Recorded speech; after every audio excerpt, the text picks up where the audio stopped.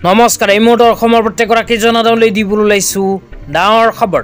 তো যিসকল মানুহে ভিডিঅ'টোত ক্লিক কৰিছে অনুগ্ৰহ কৰি ভিডিঅ'টো স্কিপ নকৰি প্ৰথমৰ পৰা শেষলৈ চাই থাকিব, কিয়নো অসম চৰকাৰে নতুনকৈ কৃষকসকলৰ পৰা আৰম্ভ কৰি বিহুলৈ কেইখনমান গুৰুত্বপূৰ্ণ আপডেট প্ৰদান কৰিছে।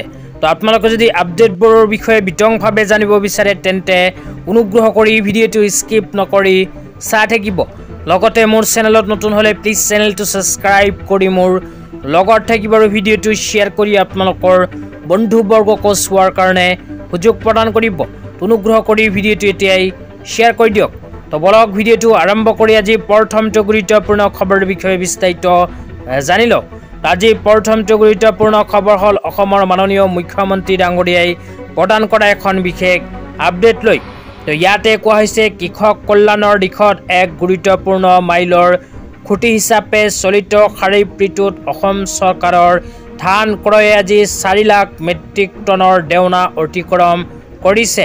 অৰ্থাৎ এই বিষয়ে সূচাইছে যে 35,000ৰো অধিক কৃষক বন্ধুৰ পৰিয়ালৰ বেংক একাউণ্টলৈ 920 কোটি টকাতকৈ অধিক ধন পোনপটীয়াকৈ হস্তান্তৰ সম্পন্ন হৈছে। তো ইয়াতে কোৱা অনুযায়ী অসম চৰকাৰে ইতিমধ্যে অসমৰ 35,000 কৃষকসকলৰ বেংক একাউণ্টত 920 কোটি টকা প্ৰদান কৰিছে।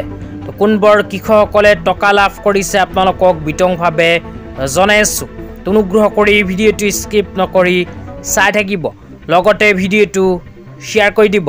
তাৰ পিছত লিখা আছে শেহতীয়াকৈ আমি প্ৰতি কুইণ্টল ধানত 250 টকা অতিৰিক্তকৈ প্ৰদান কৰাৰ কথা ঘোষণা কৰিছোঁ। আমি এতিয়া বাৰ্ড চাইছোঁ যে এই ছিজনৰ শেষলৈ ধান ক্ৰয়ে 5.9 লাখ মেট্ৰিক টন আমাৰ লক্ষ্য প্ৰাপ্তি লৈ।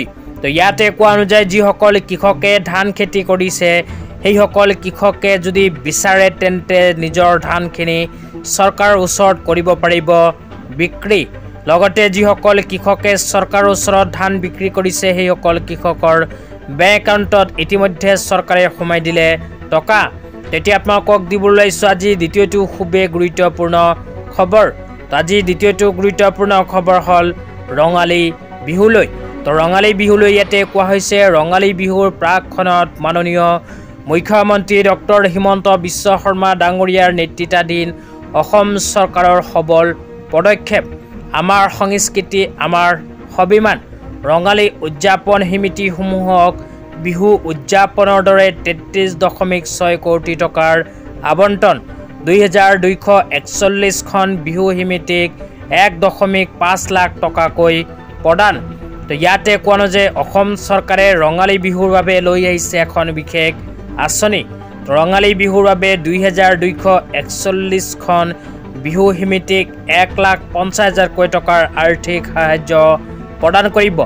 ইয়াতে কিন্তু স্পষ্টভাৱে কোৱা হৈছে 1,50,000 টকাকৈ প্ৰদান।